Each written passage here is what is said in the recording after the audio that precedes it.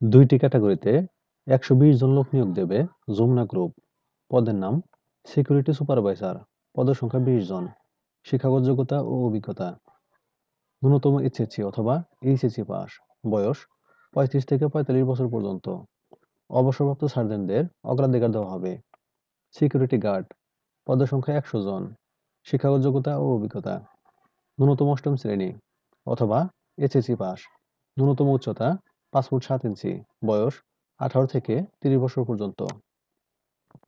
উভয় পদে বেতন আলোচনা সাপেক্ষে। সুবিধাদি: ফ্রি বাসস্থান ও 3 বেলা খাবারের বন্দোবস্ত আছে।